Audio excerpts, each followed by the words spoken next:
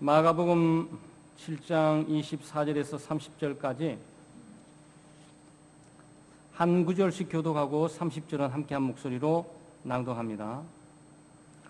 예수께서 일어나사 거기를 떠나 두로 지방으로 가서 한 집에 들어가 아무도 모르게 하시려 하나 숨길 수 없더라.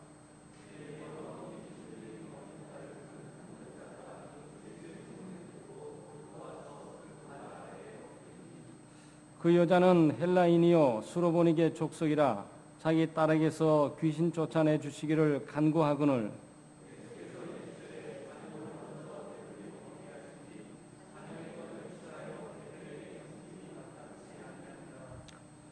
여자가 대답하여 이르되 주여 올소이다마는 상 아래 개들도 아이들이 먹던 부스러기를 먹나이다.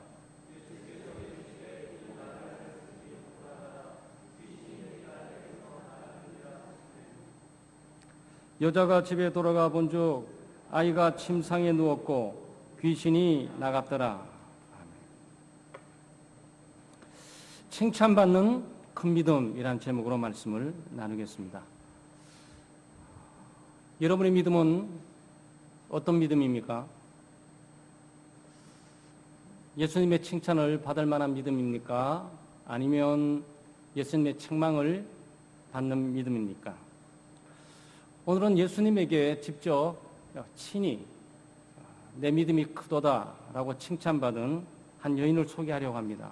이 여인은 헬라인이고 또 헬라인이니까 유대인이 아니죠.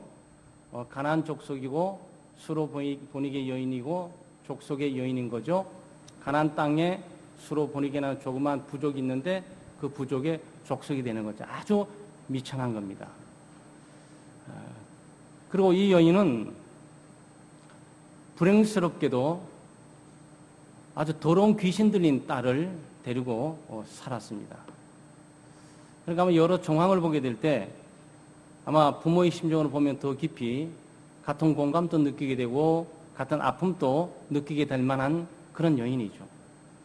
그러니까 정확하게는 몰라도 아마 여인이 직접 아버지와 함께 나오지 않는 것을 보게 될 때 홀로 산 것이 아니냐라는 이런 추론도 되고, 그리고 가나안 땅 유대인도 아니고 하나님의 은혜와 축복을 받는 그런 족속도 아니고 그 이방인 땅 또 헬라인이고 무엇보다도 아주 수로보니게라 족속이라고 아주 보잘것없는 그런 족속의 출신이고 그런 여인인데다가 돈 많고 이러면 또 얼마나 살기가 괜찮겠어요. 근데 물질도 어려워 보이고 딸이 귀신 들렸는데 이 귀신도 평범한 귀신이 아니고 이 성경 본문에는 더러운 귀신이라 그래가지고 아마 귀신도 상당히 악하고 지저분한 귀신인 걸로 이렇게 보입니다. 그러니까 얼마나 가슴 아프겠습니까?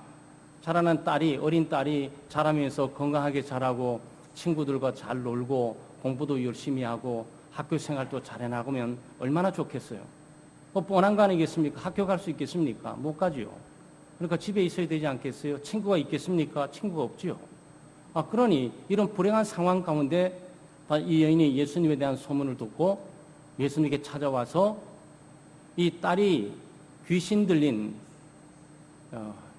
이것들을 고쳐지게 됩니다. 그러니까 귀신이 추방을 하게 되고 또 다른 구원을 받게 되고 이 가정에는 행복을 얻게 되는 겁니다. 예수님께서 이 여인을 향해서 참만 이스라엘 백성들에게도 이런 칭찬을 잘 하지 않았는데 내 믿음이 크다. 마태복음에 동일한 내용이 나와요. 마태복음 동일한 내용이 나오는데 마태복음 15장과 함께 비교하면서 여러분에게 오늘 말씀을 전해줄 거예요. 마가가 보는 관점은 오늘 본문에서 이 말을 들었으니까 귀신이 내 딸에게서 나갔다라고 구원을 선포받는 것이고, 마태복음 15장에서는 바로 딸아 내 믿음이 크다라고 이렇게 칭찬을 해주면서 치유하는 장면들이 나오게 됩니다. 그러니까 예수님이 이 여인에게 감동을 받은 거죠. 혹시 여러분 주변에서 여러분 예수 같은 믿는 사람들에서 그 믿음에 대해서 감동받은 사람이 있습니까? 여러분에게 감동을 준 믿음이 있어요? 그렇다면 우리는 감동 주는 믿음을 가지고 살아야 됩니다. 오늘 여인은 큰 믿음의 소유자였고 예수 그리스도를 감동시킬 정도 되니까 주변의 사람들을 감동시킨 일들은 어려움이 없음에 틀림이 없습니다. 그래서 우리는 여인을 우리가 오늘 살펴보면서 우리가 큰 믿음, 예수 그리스도의 칭찬, 예수 그리스도의 칭찬을 받은 믿음, 그리고 구원 얻는 믿음을 우리가 다시 한번 살펴보고 우리가 도전을 갖고 은혜를 나누고자 합니다. 먼저 여인은 예수님을 구원자, 메시아로 고백한 믿음을 가지고 있었어요. 우리로 치자면은 참 비유가 적절하지 않을지도 모르겠는데 여러분은 예수 그리스도를 고백하지 않는데 옆에 있는 어떤 이웃집 예수 안 믿는다고 생각하는 그 사람이 그리스도를 고백했다. 이런 개념이 되는 겁니다. 그러니까 유대 사회 가운데 이 다윗의 자손이라고 잘 고백할 수 없는데 이 여인은 예수님에게 와서 다윗의 자손이요 라고 이렇게 고백을 하게 됩니다. 마태복음에 나와 있는 내용들이에요. 다윗의 자손이요 이렇게 예수님께 나와서 고백을 하는 거죠. 그러니까 다윗의 자손이라는 고백은 아무나 할 수 있는 것도 아니에요. 사실은 이 고백은 유대인들이 해야 되는 겁니다. 유대인들이 다윗의 자손 예수 그리스도를 바라보고 바로 그리스도께서 왕이시고 구원자임을 고백하면서 구원을 얻어야 되는데 유대인들은 정작 예수 그리스도를 그렇게 고백하지 않았습니다. 예수님을 구원자로, 예수님을 메시아로, 예수님을 만왕의 왕으로, 만주의 주로 고백하지 않았어요. 그런데 이 수로보니게 여인, 이 여인은 예수 그리스도를 만나서 바로 다윗의 자손이여라고 부르면서 그리스도께서 바로 구원자이시다. 그리스도는 우리의 구세주가 되신다. 나의 왕이 되신다. 나의 통치자가 되신다. 내 삶의 모든 것들이 되시고 내 삶의 승리가 되시며 내 삶의 소망이 되신다라고 예수 그리스도를 그렇게 부른단 말이에요. 아마 다윗은 여러분이 잘 아는 것처럼 구약 성경에 위대한 왕으로 기록되어 있어요. 모든 영토를 다 정복한 승리한 왕. 물론 실패했던 많은 과정들이 있지만 하나님의 마음에 합한 사람. 그래서 이스라엘의 구원자로 부각됐던 인물이에요. 그래서 다윗의 자손은 이스라엘을 구원할 자입니다. 이스라엘의 메시아예요. 이스라엘의 왕인 것입니다. 그러니까 이 이방 여인이 예수 그리스도를 바라보고 목수의 아들, 이 나사렛에 자랐던 비천한 곳에 자랐던 그분을 바라보면서 다윗의 자손이여 부르는 이 명칭은 놀라운 신앙의 고백을 갖고 있는 거죠. 예수 그리스도를 알아본 겁니다. 소문만으로 듣고 믿은 믿음이에요. 아마 여기 오늘 25절에 보게 되면 더러운 귀신 들린 어린 딸을 둔 한 여자가 예수의 소문을 듣고 소문만 들은 거예요. 그러니까 이 여인은 예수를 본 적이 없습니다. 예수 그리스도를 만난 적도 없어요. 그리스도에게 직접 소리를 들어본 적도 없습니다. 그냥 그렇다더라라고 그 소리를 듣고 그냥 믿은 거예요. 사실 이런 믿음들은 굉장히 신앙생활에 아주 특징적인 믿음들이죠. 라합 같은 여인들도 구약 성경에 이 하나님의 백성이 오기도 전에 하나님을 이미 믿었던 것처럼 마치 그런 믿음인 거죠. 그러니까 정작 이스라엘 백성들 예수 그리스도의 자기 백성에 왔으니까 이스라엘 백성들이 바로 이 그리스도에 대한 소문을 듣고 빨리 왔어야 되는데 이스라엘 백성들은 안 듣고 이방인들고 유대인과 관계가 없고 하나님과 관계가 없고 율법과 관계가 없는 이 여인이 예수에 대한 소문을 들은 거예요. 그러니까 본 적도 없고 만난 적도 없고 그리고 직접 만나서 대화해 본 적도 없는 어떤 일종의 사람을 놓고 그분을 믿고 그분을 사모하고 그분을 만나고 싶어하고 그분을 고백하고 살았다. 그 얘기. 그래서 예수님께서 이 도마에게 뒤에 한참 나오잖아요. 도마에게 보고 믿냐? 보지 않고 믿는 게 복되다. 그랬잖아요. 그러니까 여러분 소문만 듣고 그러니까 소문이라는 것은 뜬 소문을 말하는 것이 아니에요. 뜬 소문을 말하는 것이 아니고 그 당시에 예수 그리스도께서 지나가면서 오병이의 기적을 행했다라는 소리를 들은 거예요. 이 사건 전에 예수 그리스도께서 오병이어의 기적을 행하시기도 하시고 풍랑을 이렇게 걸어가시면서 풍랑의 생명의 위협을 당하고 있는 제자들을 구해주었다는 얘기도 듣기도 하고 12년 동안이나 혈류병에 들었던 여인을 고쳐주었다는 얘기도 듣기도 하고 베드로의 장모를 고쳐줬다는 소리를 듣기도 한 거예요. 그런데 그 소문은 얼렁당토한 그런 소문이 아니고 역사적인 사건 사실을 담고 있는 그 내용들을 멀리서 접하면서 그걸 믿었다는 거예요. 그러니까 여인의 믿음은 이런 것만으로 굉장히 훌륭하고 신실한 믿음임을 우리가 보게 됩니다. 즉시 응답하고 찾아온 믿음이에요. 25절에 소문을 듣고 곧 와서, 그래서 곧 요 말이 중요한 거죠. 이것은 주저하지 않았다는 얘기예요. 망설이지 않았다. 주저하지 않았다. 의무를 가지고 머뭇거리지 않았다. 소문을 듣는 그 즉시 그녀는 믿었고 소문을 듣는 즉시 그런 행동으로 움직이기 시작하면서 예수 그리스도를 만나러 온 거죠. 여러분 이거 보통 쉬운 일이 아니죠. 물론 성령께서 역사하시고 능력으로 함께해야 되지만 여러분 전도해보면 너무 잘 알지 않아요? 전도해본 사람들은 이 사건이 어떤 의미를 갖고 있는지 더 깊이 알게 되는 거죠. 전도하는데 교회 가본 적도 없고 목사를 본 적도 없고 신앙생활을 본 적도 없고 예배 광경을 본 적도 없는데 전도를 해서 믿는다. 그건 놀라운 일이에요. 보통 사람들은 들어도 잘 믿지를 않아요. 거부하기도 합니다. 거부까지 하는 건 다행인데 비난하고 공격하면서 오히려 전도하는 사람들을 박해하고 비웃고 조롱하기도 하는 거죠. 얼렁탕토 않는 것을 믿는다고, 내가 보지도 않고 경험하지도 않고 목격하지 않는 얘기를 믿는다고 잘 통하지가 않는 거죠. 그런데 이 여인에게는 다 굉장히 독특해요.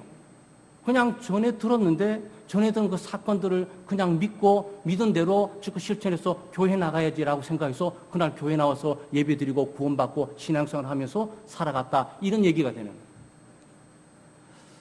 성경에는 이런 기적 같은 일들이 많이 있습니다. 하나님의 나라는 이런 놀라운 역사와 능력으로 충만해 있어요. 기독교 신앙은 이론이나 이념, 사상이나 개념이 아니에요. 역사하신 하나님께서 인간의 영혼 가운데 역사하셔서 새롭게 하시고 변화케 하시는 능력으로 드러나는 거죠. 즉시 찾아왔습니다. 아마 교회 오는 분들 가운데 머뭇거리던 분들, 주저하는 분들, 지체하는 분들, 이 핑계 저 핑계 다 되는 분들, 마지못해 한번 나와보는 분들, 체면 때문에 한번 나와보는 분들, 이런 분들이 많이 있는데 그런 분들하고 다르죠. 자라는 나무는 떡잎부터 틀린다고. 이 구원 얻을 뿐만 아니고 하나님의 기적을 체험하고 은혜를 체험하는 사람은 바로 떡잎부터 달라요. 출발부터가 다르다고. 무언가 보여주고 잡혀주고 목격되어서 믿는 믿음이 아니고 무언가 자극되어지고 내게 보여주고 감각되어서 믿는 것이 아니고 그냥 소문만 듣고도 그리스도를 믿고 그분의 능력을 의지해서 즉각적으로 반응하고 즉각적으로 움직이는 모습이 오늘 본문에 나온단 말이죠. 그리고 여인의 믿음을 분석해보면, 그리고 여러분과 저의 믿음을 대조해보게 되면 우리가 칭찬받는 믿음인지를 잘 볼 수가 있어요. 내 신앙생활과 내 믿음이 바로 이 여인과 같은 믿음으로 가게 될 때 우리가 이런 은혜를 더 깊이 경험하게 되죠.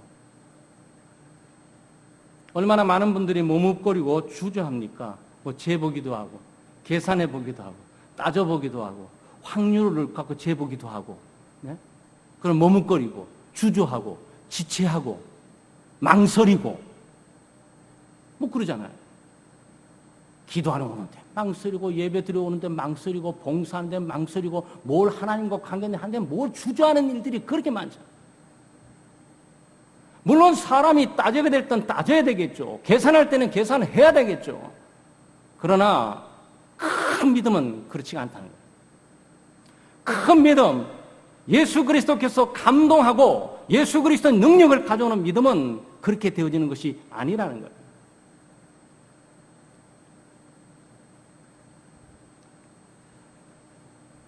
지극히 자신을 낮춘 믿음이에요.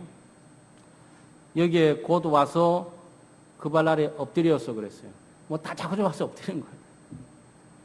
그럼 처음 보는 사람에게 가서 다 자고져 가서 엎드립니까? 만나보지도 않고 그분의 신분 지위도 잘 모르겠는데 그냥 들었던 얘기를 가지고 와가지고 막 다 자꾸 줘가지고 무릎을 팍 꿇고 막 엎드려가지고 머리를 조아리는 모습이죠.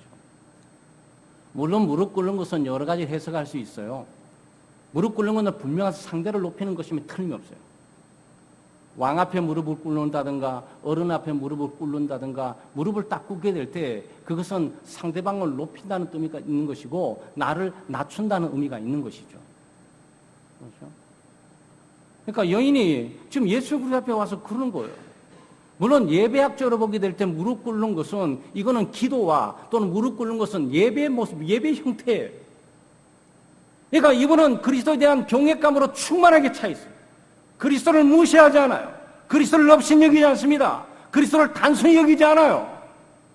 이분이 왕이심에 틀림없을 뿐만 아니고 자기의 구원자임을 무릎을 탁 꿇고 경외감을 가짐으로써 자신을 드러내는 거죠.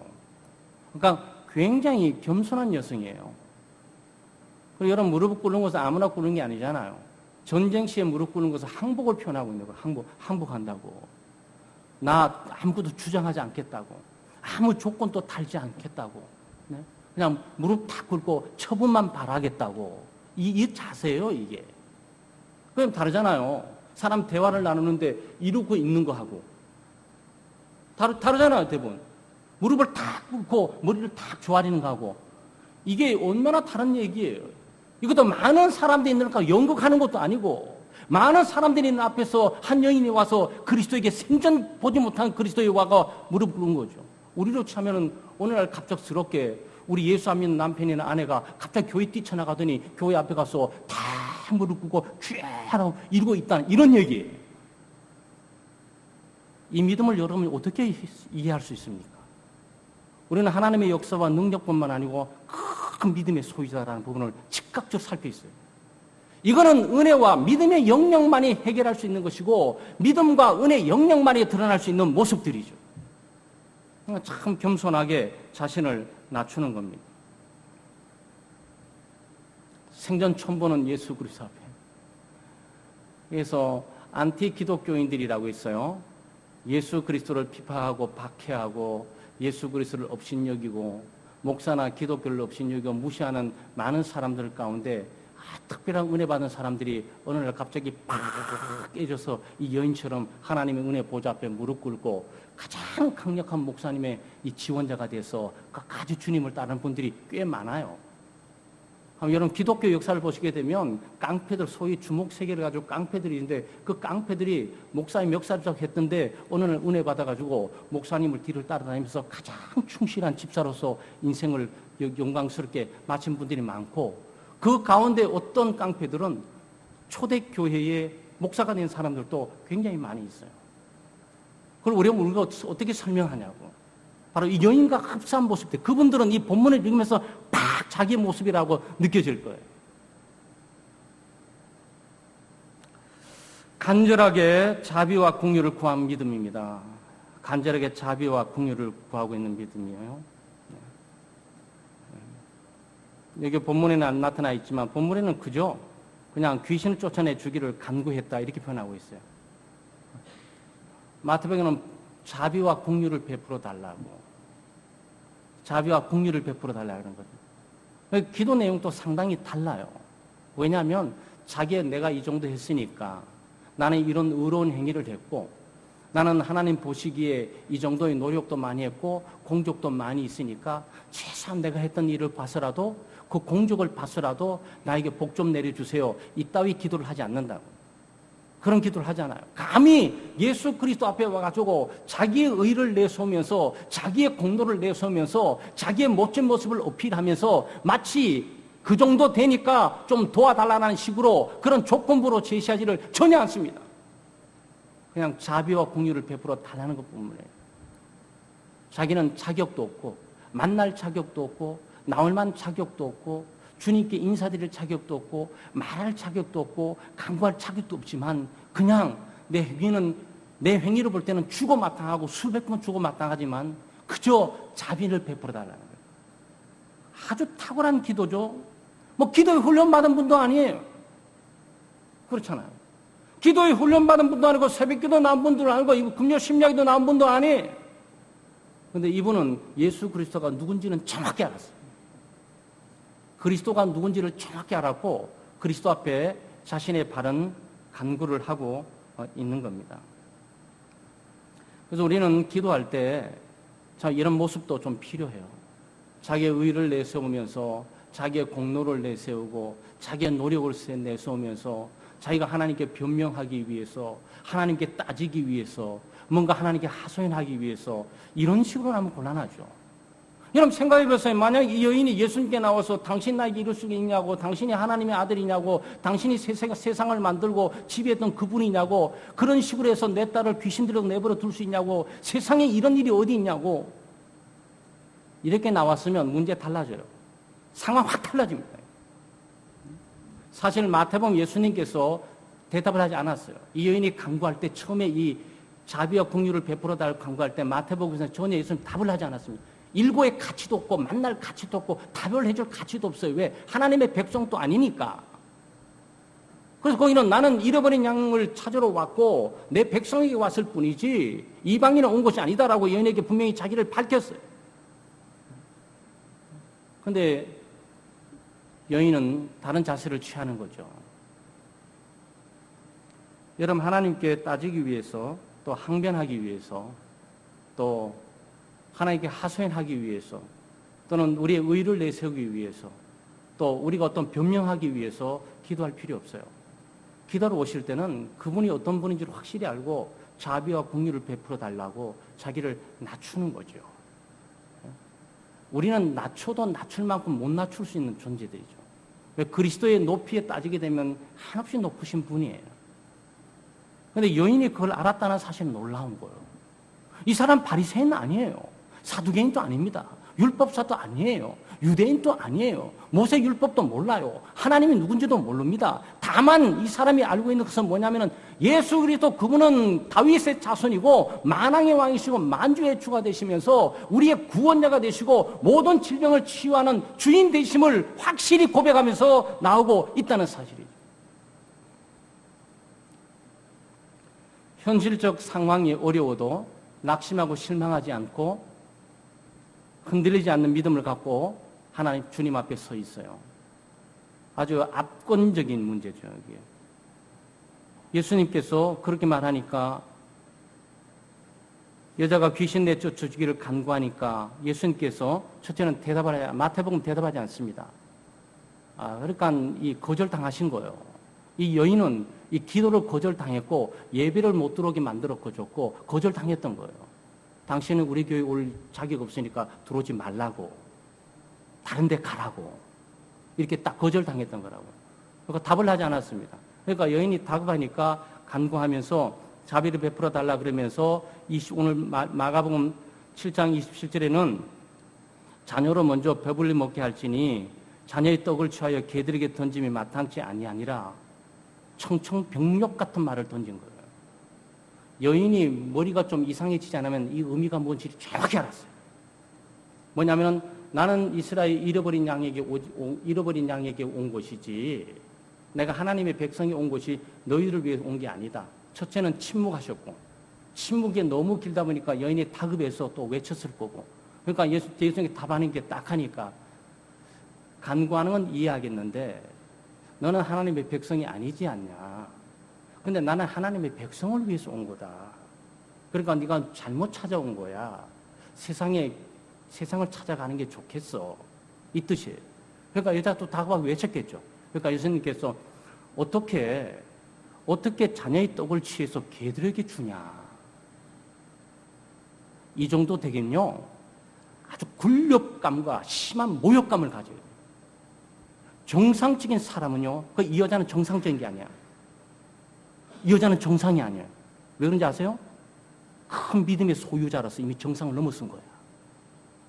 예수님이 감동되는 지점이 바로 여기에요. 예수님이 큰 믿음이라고 정말 놀라서 이 여인에게 즉각적인 믿음으로 반응하고 축복을 하면서 이 귀신을 쫓아내고 구원해주고 행복을 되찾았던 이유가 바로 여기 마지막 여기에 있는 거예요. 그러니까 이 말은 무슨 뜻입니까?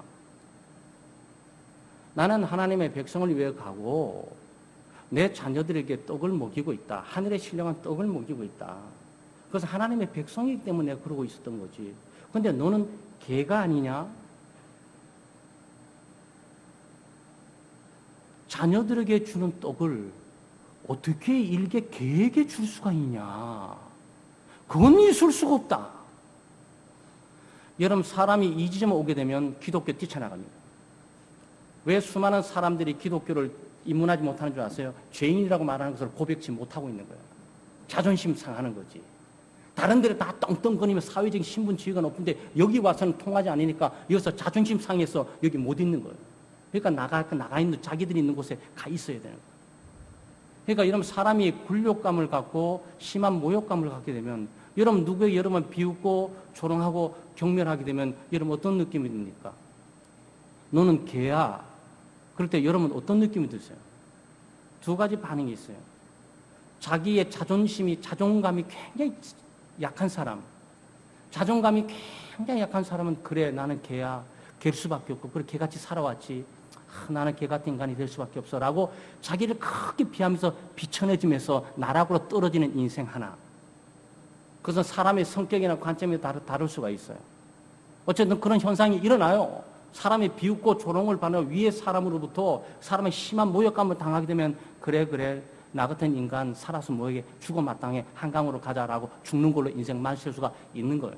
자기를 심하게 비난하고 욕하고 비난하고 경멸한 사람보다도 더 자신을 경멸하면서 자기를 나락으로 빠뜨려버리는 일이 하나가 있어요. 또 하나는 자기를 무시하고 경멸하고 비우면 심한 분노가 생기면서 반항감과 저항감이 생기고 비난하고 공격의 화살을 쏘기 시작을 해요. 둘 중에 하나가 되어야 되는 거예요. 정상적인 사람은 둘 중에 하나가 되어야 되는 거예요. 그런데 이 여인이 놀랍게 이렇게 정상적인 사람이 아니야. 이거는 비정상적인 사람이야. 이 비정상적인 사람을 예수 그리스도께서 큰 믿음의 소유자라고 감동을 받으면서 인정을 해 주었다. 이런 얘기예요. 그럼 이 여인은 뭐라고 했기에 그렇습니까? 인정합니다. 그렇습니다, 주님. 저는 교회에 불과합니다. 주님의 자녀들이 삶을 보게 될 때 저야 얼마나 비천하게 살아왔습니까? 얼마나 초라하게 세상적으로 육신적으로 세상을 위해 살아왔습니까? 예수님 말씀이 지당합니다. 그것은 맞습니다. 저는 개에 불과합니다.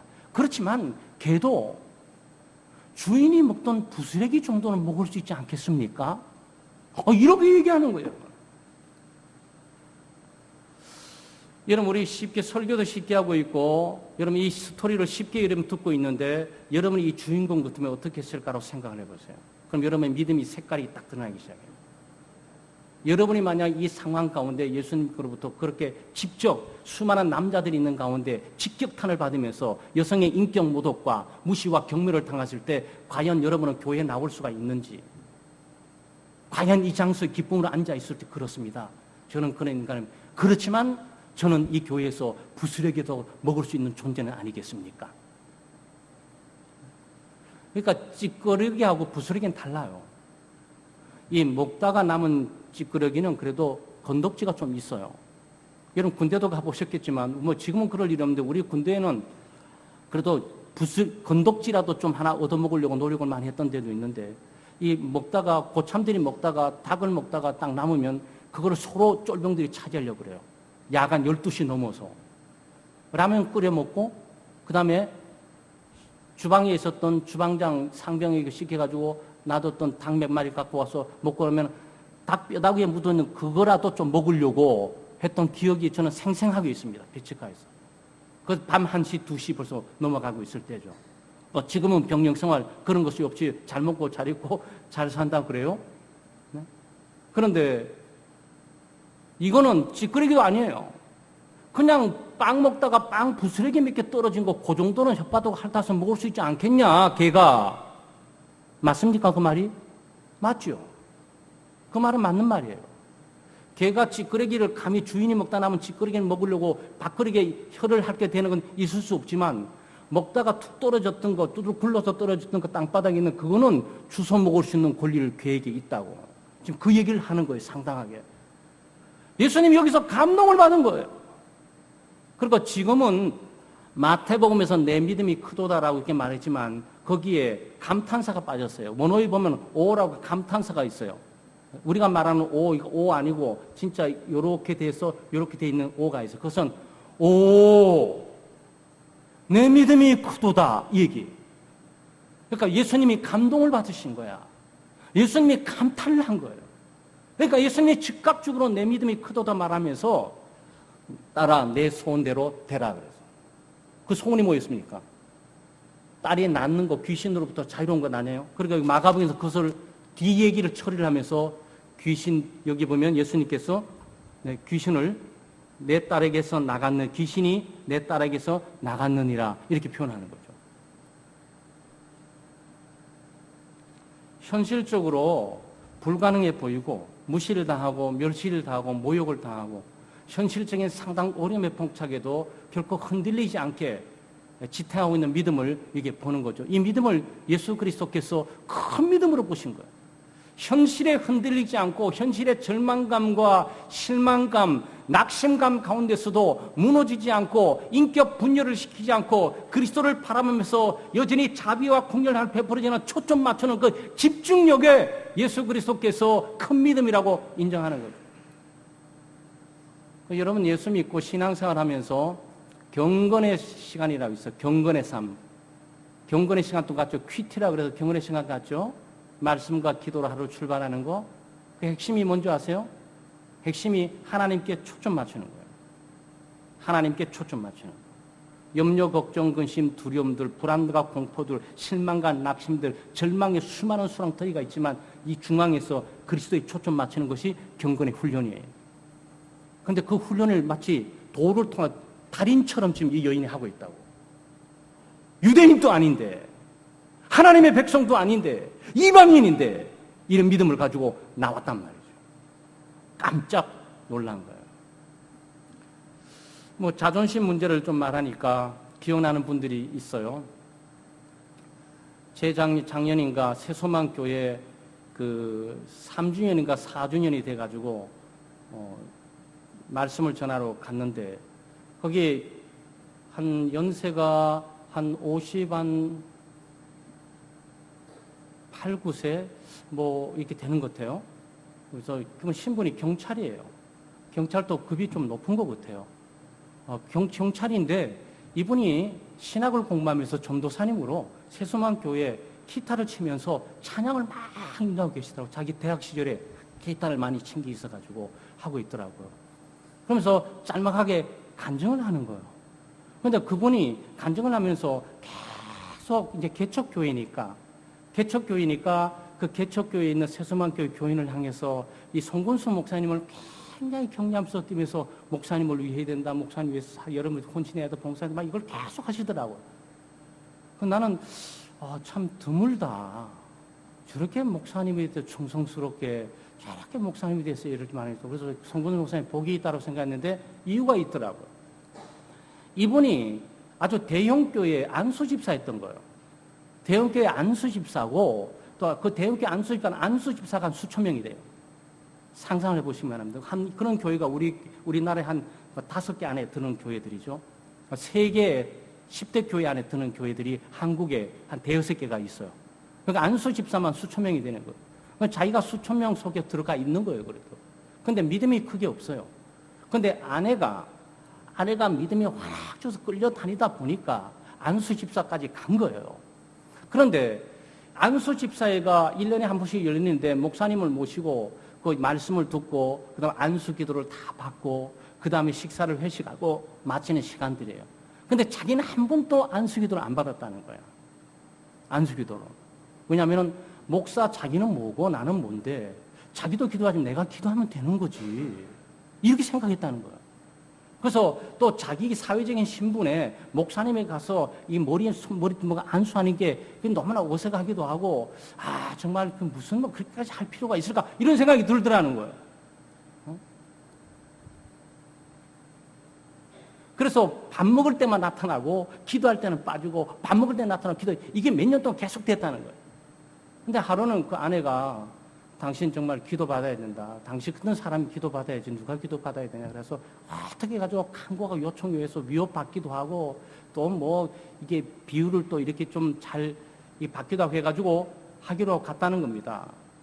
그 애는 목사님 안수를 받는데, 근데 안수 기도가 몇 분 걸리느냐? 딱 1초 걸린대, 1초. 1초 걸린대. 그러니까 수천 명을 안수 기도해야 되니까 수천 명의 안수 기도를 뭐 붙들고 이러진 않고, 그럼 목사님 보통 우리가 집회를 크게 하는 교회들은 그렇게 하고 있어요. 그냥 머리를 치면서 지나가시는 거야, 그냥. 하나님의 능력, 하나님의 축복 이렇게 쭉 지나가는 거예요.